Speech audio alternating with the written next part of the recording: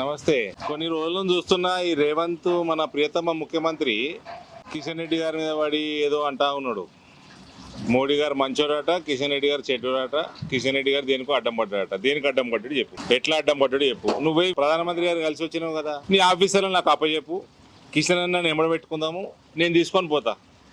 ఏ ప్రాజెక్ట్కి ఎట్లా అడ్డం పడ్డాడో చూస్తా. నువ్వు నీ ప్రాజెక్టులకి నువ్వు ఇవ్వాల్సిన ల్యాండ్ ఇస్తున్నావా సక్రమంగా, నువ్వు పెట్టాల్సిన నీ షేర్ ఆఫ్ ఫండ్స్ పెడుతున్నావా రాష్ట్ర ప్రభుత్వం నుంచి, రాష్ట్ర ప్రభుత్వం నుంచి చేయాల్సిన ఫార్మాలిటీస్ ఏమని అన్ని చేస్తున్నావా, అవన్నీ చేయంగా నరేంద్ర మోడీ గారు ఏమి ఇస్తలేరు, కిషన్ రెడ్డి గారు ఏం అడ్డం పడ్డారు చూద్దాము. తేల్చేస్తే అయిపోతుంది కదా, ప్రజల ముందర స్పష్టంగా పెట్టేద్దాము.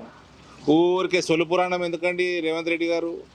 కిషన్ రెడ్డి గారి కంటే ఈయన చిన్నోడు, ఈయన ముఖ్యమంత్రి అయిపోయిందనే ఆయన అంటుందట. నేనైతే నీకంటే చిన్నోని కదా రేవంత్.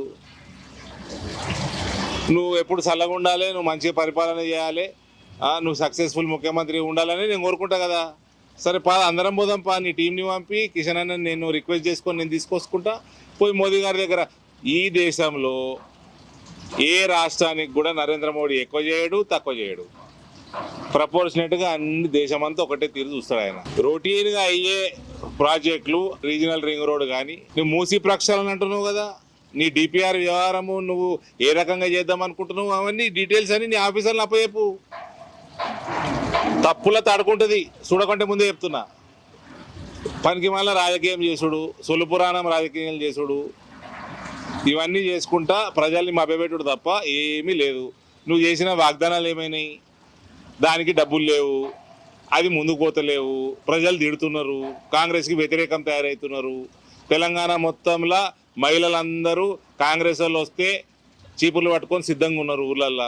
పెన్షన్ ఇవ్వకపోతేవి, పెంచకపోతేవి, 2,500 ఇవ్వకపోతేవి, తులం బంగారం ఇవ్వకపోతేవి, రైతులకు ఇవ్వకపోతేవి, నిరుద్యోగులకు ఇవ్వకపోతేవి, ఎన్ఆర్ఐలకు ఇవ్వకపోతేవి.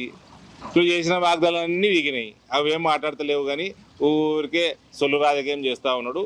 క్లియర్గా స్పష్టంగా చెప్తున్నా, నీకు ఎక్కడ ప్రాజెక్టులు ఆగినాయి, ఏ ప్రాజెక్టులు ఆగినాయి, నీ ఆఫీసర్లు అప్పచెప్పు. నువ్వు పోయి ప్రధానమంత్రి గారు కలిసి వచ్చి నీ ఫార్మాలిటీ చేసుకుంటావు, సంతోషం.